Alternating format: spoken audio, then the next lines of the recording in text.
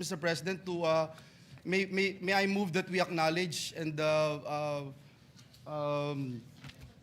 um, recognize the good gentleman, Senator Robin Hood Padilla.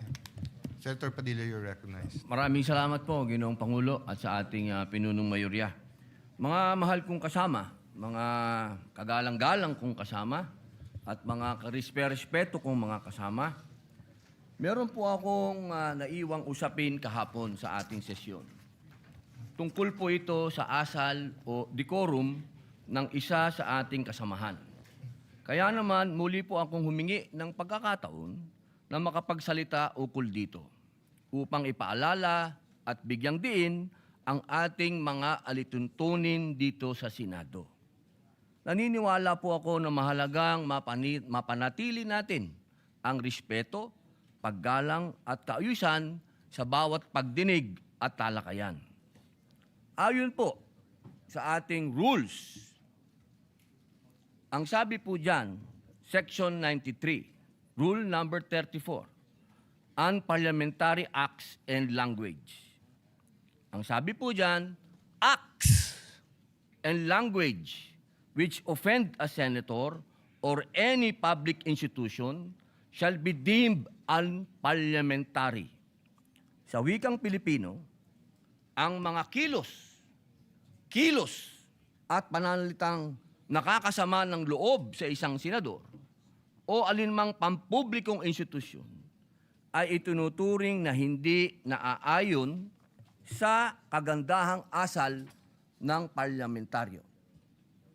Malinaw po na sutuntunin na ito ng Senado na anumang kilos at pananalitang nakakasama ng loob sa isang senador o sa alinmang pagpampublikong institusyon ay hindi katanggap-tanggap. Bilang sanggunian, ipapakita ko po sa inyo ang isang video ni Senador Kiko Pangilinan kung saan makikita ang isang mainit na palitan sa pagitan niya at ng isa pang nating senador at ngayon ay Senate President bilang halimbawa ng kontekstong aking tinutukoy. Pwede mo ba sabihin sa anak mo, anak, pag mali sila, gumawa ka na rin ng mali. Anak, okay lang mangbastos kasi mas bastos sila eh. Anak, okay lang magbully kasi mas bully sila. Ako, hindi ko sasabihin yon. Ako, sasabihin ko, At hindi yun ang sinasabi. hindi, yun ang sinasabi mo, Mr. President, and I'm No, not yet Mr. finished. President. Kasi Of course you said, tama We si beg to Tariela. disagree, Mr. Mr. President, I'm not yet finished. No? Well, we beg to So, Mr. President, this is the question. The resolution, Ayun po, nakita po natin na napakagandang halimbawa na ilang beses pong gustong magsalita ni Senator Kiko Pangilinan na hindi dumaan sa tamang procedure na hindi binanggit ang Mr. President. Pumapasok po siya sa usapan, ngunit naging magalang ang Senator Alan Peter Cayetano sa mabuting pananalita. Sinabi po niyang, I'm not finished. Kahapon po, nakita po natin ang pangbubulyaw ng ating kasama. Ang sabi po nila, tayo daw po ay balat sibuyas. Hindi po yan pagiging balat sibuyas. Ito po ay nasa rules of the Senate. At ang sabi din po ng ating dating Senate President, na ito daw po ay nangyayari talaga, nagsisigawan. Mga mahal kong kasama, kung ikaw ay nagsasabi ng iyong talumpati at ikaw ay passionate, okay lang yun.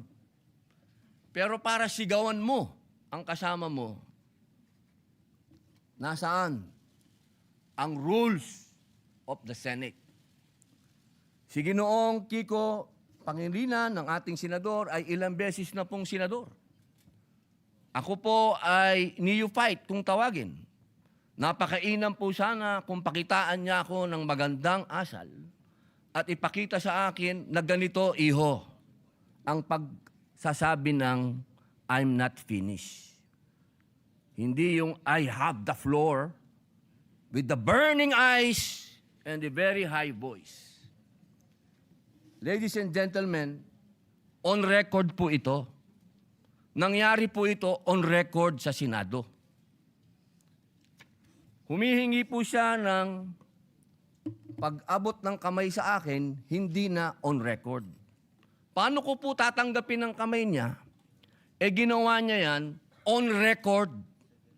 Kaya sana po, hinihingi po natin bilang pakikiisa sa aking dasal, na siya ay, kung siya talaga ay nais niyang mag-abot ng kamay, on record. Sabihin niya mismo sa plenaryo na siya ay nagkamali. Katulad po ng ginawa ni Senator Lacson na tumayo kanina at nagsabing siya ay nagkamali. Hindi po ito usapin ng lalabas tayo sa media at sasabihin mong balat sibuyas ako. Di tapon na natin itong rules of the Senate. Tapon na natin to. Di pa natin pala susundin eh. Mga mahal kong kasama, ang sinasabi ko dito, tanggalin natin yan sa record dahil ayokong mababasa yan ng aking mga anak at apo na ang isang Muslim senator ay sinisigaw-sigawan dito sa plenaryo. Yun lamang po. Maraming salamat po sa binigay niyong pagkakataon. Thank you very much, Senator Robin Padilla. We recognize once again Senator Kiko Pangilinan. Thank you, Mr. President. Mr. President, ang suggestion ko ay dahil napanood ko kagabi sa balita na nais pong magsampa ng ethics case laban sa atin na si Senator Robin Padilla. So ang suggestion ko, isampa na yung ethics case at doon na po sa ethics committee natin pag-usapan ito dahil marami pang ibang mga mas importanteng bagay sa aking paniwala ang dapat nating talakayin. Maraming salamat po. For the record, Mr. President. Thank you very much, Senator Pangilinan. We recognize Senator Padilla once again. Wala na po siguro mas importante kung rules of the Senate ang pinag-uusapan natin. So, ang ibig pong sabihin ba niyan na hindi kayang mahumingi ng paumanhin ng isang veteran senator? Para sa kanyang pagtaas ng boses? Yun po ba? Nakikita ko po ang matamis ng ngiti ni Senator Kiko Pangilinan. Napakahirap po bang sabihin nun? At kailangan pa natin umabot sa ethics? May I suspend session first?